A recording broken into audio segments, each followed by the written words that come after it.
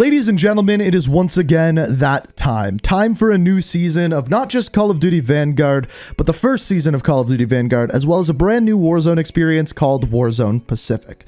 Now with this, we have a ton that is actually changing. We have an entire engine change within Warzone. We have updates coming to Vanguard, weapon changes, things along those lines. But the weird part is as of right now, we are yet to receive a Season 1 roadmap. We have the original one that came out months ago, which doesn't give us very much information.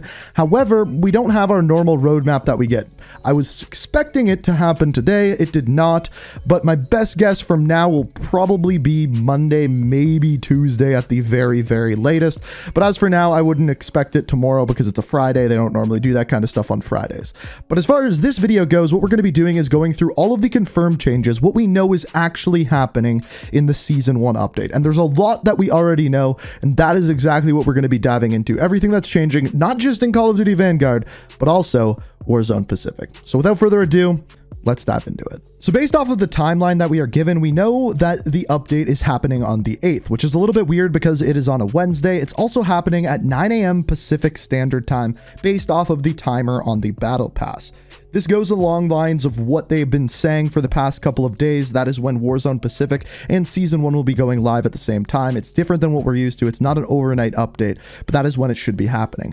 Now, on top of this, we know this as update 1.08, and it's going to be around 40 gigabytes. Depending on which console or whether you're on PC, it'll be a different size, but we do know it's that size. Like every single seasonal update, everything is free except for one thing, and that is the Battle Pass. So we'll be getting a new Battle Pass with Season 1, and as per usual, we would expect 1,000 COD points to buy the Battle Pass. Throughout the Battle Pass, you will earn COD points. If you want to buy an extra 20 tier skips, it'll cost 2,400 COD points. But it's important to say that if you got the Ultimate Edition of the game, you do get this for free. Now, inside the Battle Pass, we will be getting one operator who is part of the SOTF, and then specifically the 006 division. Now, as far as the operators go, in the Battle Pass, we'll be getting one of them, but the three that we know are coming in Season 1 include Anna, Lewis, and Francis. We don't know really any more details other than that yet. As far as the weapons goes, we know a couple that are coming. First of all, the well gun is one of them that they're holding here. On top of that, the M1944 Hyde carbine. But some other rumors that we have had include the PTRS, the Lee Enfield, and the Type 4, as well as some melee weapons, which we'll be looking at a little bit more in a minute. Now, one thing that's been a little bit more hush-hush is the maps coming to Call of Duty Vanguard. As of right now, we don't really know what these maps are, but they gave us a little teaser in the Pacific blog that says this includes a Pacific-inspired take on a favorite Call of Duty classic map. Now, as far as this goes, it could be anything. Right now, the rumor is that this is going to be Terminal, as that is actually one of the locations within Warzone Pacific, so it would make sense to do a little bit of a crossover in that case. The other thing that will of course be updated like every single season is the rank reset. So basically what this does is put you back to rank 55 and put you through 4 prestiges every single season. Now don't worry if you've been leveling up through Modern Warfare as well as Black Ops Cold War, there is something new called Legacy ranks, and as far as this goes, it'll display all of your prestige icons that you earned throughout the previous games as well. Now on top of this, they are once again reintroducing seasonal challenges. There should really be no surprise with this whatsoever. Seasonal challenges have been there since Modern Warfare, and it appears as though to be something that is going to be sticking around. Now, on top of all of this, the shop is returning with shop bundles like we saw with Black Ops Cold War and Modern Warfare as well. Again, there should be no surprises there whatsoever. Now, as far as the rest of the season goes, there's a bunch of stuff that we also know is coming. Basically, what they have said is that 2 other operators, like we talked about before, will be coming, which are both a part of the SOTF 006 division.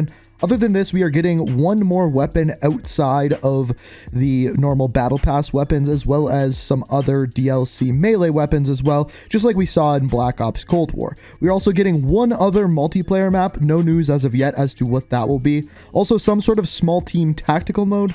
Again, not much detail whatsoever as to what that is. As far as you zombies players, we will be getting information soon about a new zombies info. As far as this goes, they didn't state whether this is going to be a new map, a new experience, or what it is whatsoever. All we know is that we are getting new info soon. And then the final thing is a winter or holiday event. They said it was going to be a festive event that was coming, should be coming within the first couple of weeks after the Season 1 update to coincide with Christmas around that time of year. So moving into some more Warzone Pacific information with Season 1, as we know, we are getting the update, which removes Verdansk, puts the Caldera as the new map, and this is the map that we got the other day regarding this. There were a couple more images that we got from the Secrets of the Pacific, and that is what you are seeing here. So all these images are from COD Tracker, by the way, but starting out on the top left, we have the new movie theater location, followed up by a couple overlooks of some scenery.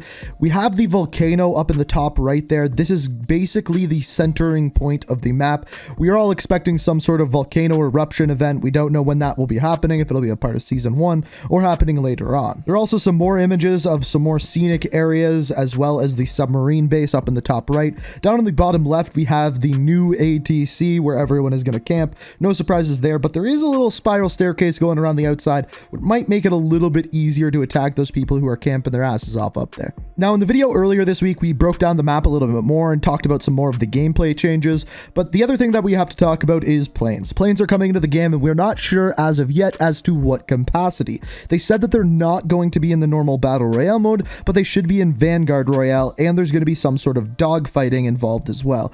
They'll probably become more clear as to what that is going to be come the launch and beginning of the Season 1 roadmap, so we'll cover that as soon as we know. Now, the final thing, and this may be the biggest thing, is that Warzone is getting a new engine. Now, with this engine comes the Ricochet anti-cheat system, which will hopefully prevent people from hacking in Warzone, an issue that's plagued it from the very beginning.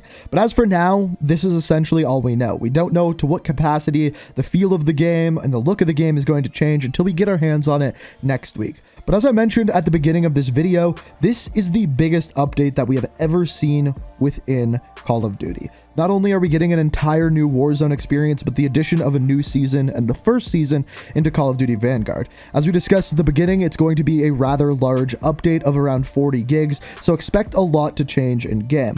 One thing that we haven't received much of as of right now in Call of Duty Vanguard is weapon balancing. They haven't really touched many attachments or individual weapons for that matter, and that is something else that we will be seeing with the launch of the game. Now, of course, with Call of Duty Warzone Pacific, as far as this goes, all of the weapons from Vanguard will be put into the game, and with that, you'll probably expect to see most of the top tier weapons be within Vanguard, just like they did with Black Ops Cold War. On top of that, with the Vanguard weapons, you can use 10 attachments, and we'll have to wait to see how that balances itself out, whether the Vanguard weapons are really the only ones that are usable, or whether some of the old ones will take their places within the meta as well. Over the next week, we have a lot of questions that we need to answer, and of course, as we do, I will be bringing you guys videos to cover that. So if you're not already subscribed to the channel, make sure you do so and have notifications turned on. It is the best way to stay up to date with everything Call of Duty. On top of that, as per usual, if you enjoyed this video, it's always appreciated if you hit that like button. Let me know what you think down in the comments. But as always, thank you so much for watching, and until next time, peace out. We are reaching for the stars, but we're